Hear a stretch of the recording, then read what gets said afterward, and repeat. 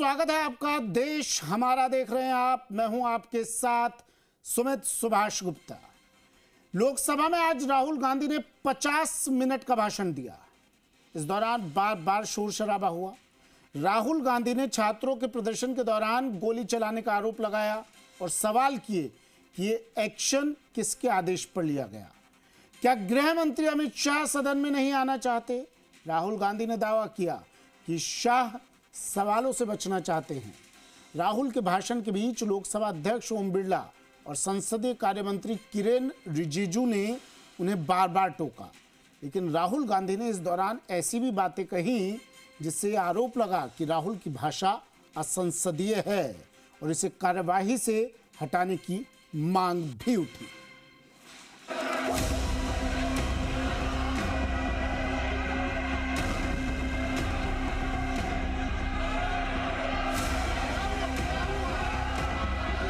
माफी मांगेगा तब हम सोचा जाएगा, ऐसा सदन नहीं चल सकता है। एंटी पेपर लीक पर लोकसभा में राहुल गांधी के भाषण की शुरुआत में ही हंगामा हो गया।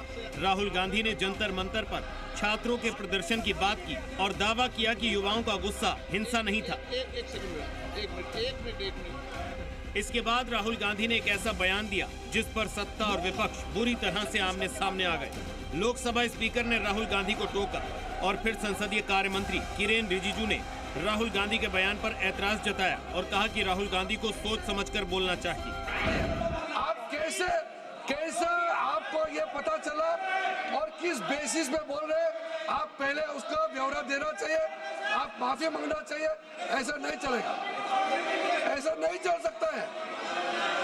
बहुत गंभीर मामला है, इसको हम हल्के में नहीं ले सकते। जिम्मेदारी के साथ बोलना होता है और तर्क देना होता है। आपने स्टेटमेंट दे दिया है, लेकिन आप बताना पड़ेगा कि किस बेसिस पे आपने स्टेटमेंट दिया।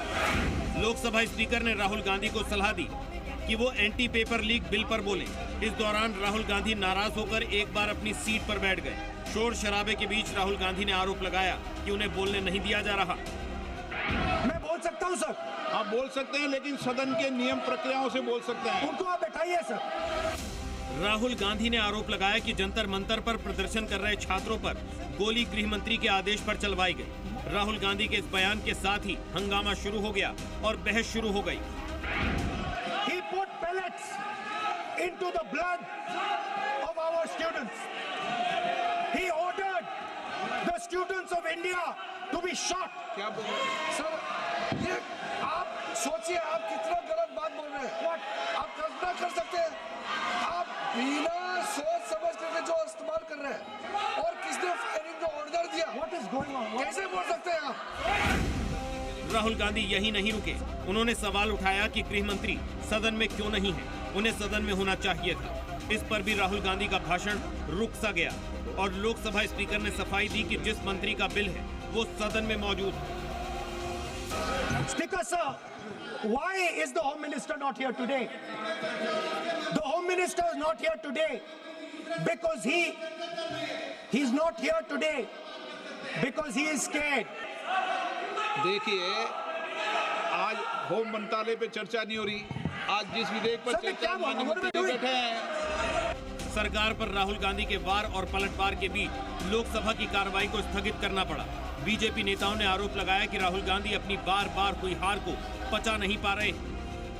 जबकि कोई फायरिंग हुई नहीं है और उसके ऊपर ऐसा बेबुनियाद और झूठा आरोप लगाना सदन पे के अंदर, मैं इसकी घोर निंदा करता हूं। मैं समझता हूं राहुल गांधी जी के पास कुछ बोलने के लिए नहीं है। इन सब के बीच एक बात तो तय हो गई है कि ये बहस अभी शुरू हुई है, क्योंकि इसमें शामिल आरोप और प्रत्यारोप सियासी है। कई सवालों का जवाब भी वक्त ही देगा।